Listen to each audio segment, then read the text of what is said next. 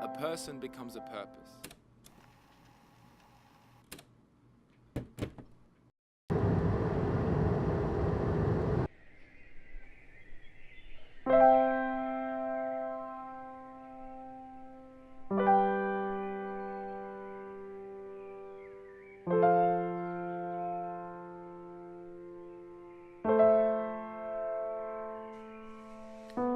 Some can watch Harry meet Sally and be on their merry way.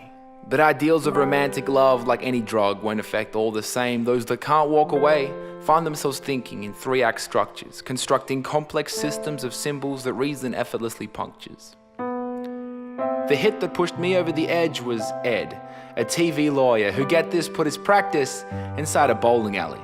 Now sure, I'd gotten high before, the 3-minute pop song and occasionally the 5-minute folk song. But too young to know any better, it was the nice guy, nice try way that Ed pursued Miss Carol Vesey that left me hooked, strung out, cooked. Of course, it's not always bowling alley lawyers. It's following a cause that's been handed down from bleeding hearts, manifesting in a barrage of Katherine Heigl stumbles, Hugh Grant stutters, rain-soaked declarations, and airport run perspiration, and rhyming better with together, with forever. A hypodermic needle filled with cliche concepts injected directly into the prefrontal cortex. Self-serving romantic fantasies in the form of warm, lychee-flavored Fanta delivered intravenously. They don't apologize for being so damn corny because love means never having to say you're sorry.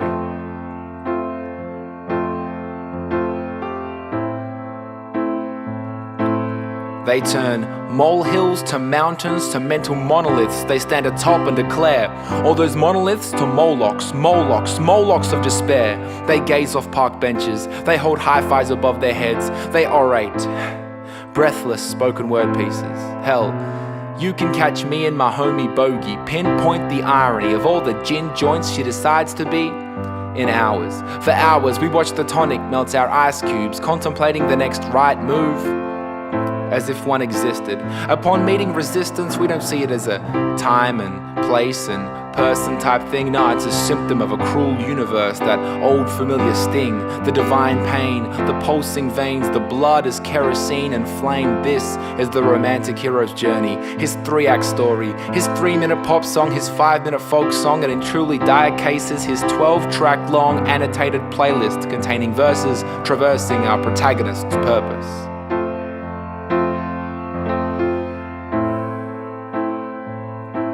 And there it is. A person becomes a purpose.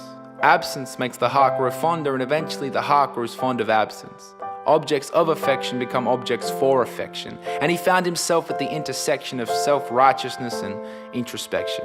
See, it's a curious realization that many manifestations of romance, like that other R word, respect, for self and other.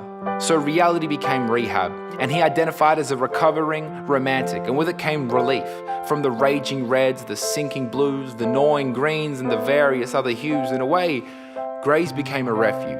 But what follows would have even the hard-nosed noting it as something serendipitous. See, should two recovering romantics cross paths, they tend to glance twice, because they no longer believe in love at first sight. They know credits don't roll, but eyes do.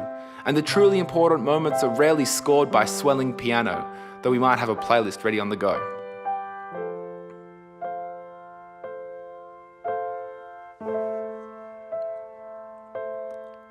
But they know work, and they know wait, and the ruins of mental monoliths will likely remain.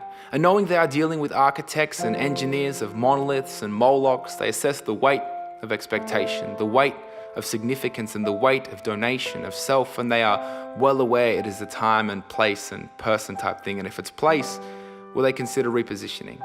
And if the person aligns, well, there's really no decision, leaving time. Now, perhaps a relapse. But should she state that this particular second in time isn't great, just take a second to contemplate the cosmic and potentially romantic irony that these two could create, should he, the recovering romantic, decide she is worth the wait.